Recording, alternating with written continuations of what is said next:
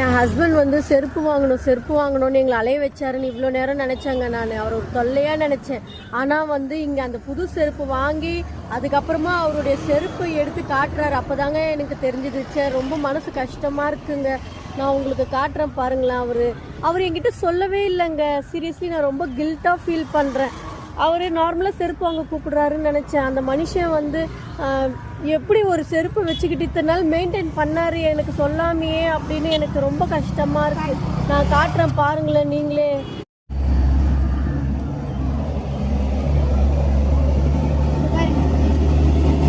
பார்த்தீங்களா, அவரு லேசாக மேலே தான் பிஞ்சு இருக்கு, பெல்ட்டு ரிமூவ் ஆயிடுச்சுன்னு சொன்னார். ஆனால் ரொம்ப கஷ்டமாக இருக்குது உண்மையிலே. ரொம்ப கில்ட்டாக ஃபீல் பண்ணுறேன். ஜானாக்கு ஒரு மாதிரி ரொம்ப கஷ்டமாயிடுச்சு. சரி, அதுதான் இந்த செருப்பு அப்படியே இங்கே தூக்கி போட்டுடலாம் அப்படின்னு சொல்லி தூக்கி போட்டுட்டோம் நாங்கள். அண்டு இந்த உண்மையாலே வந்து இது ஒரு என்ன சொல்கிறது, சிந்திக்க வேண்டிய ஒரு விஷயம்.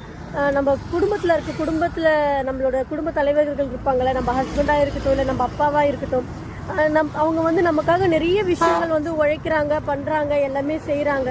பட் ஆனால் நம்ம தான் வந்து சில சமயத்தில் அவங்கள நம்ம தப்பாக புரிஞ்சுக்கிறோம். ஸோ நானும் இன்றைக்கி என் ஹஸ்பண்டை வந்து ரொம்ப தப்பாக புரிஞ்சுக்கிட்டேன். என்ன இவர் ஷாப்பிங் இங்கே பண்ணுறேன்னு சொல்லிட்டு, செருப்பு வாங்குறேன்னு சொல்லிட்டு ஒரு கடையாக ஏறி இறக்கி ரொம்ப இது பண்ணுறாரே அப்படின்னு நான் நினச்சேன்.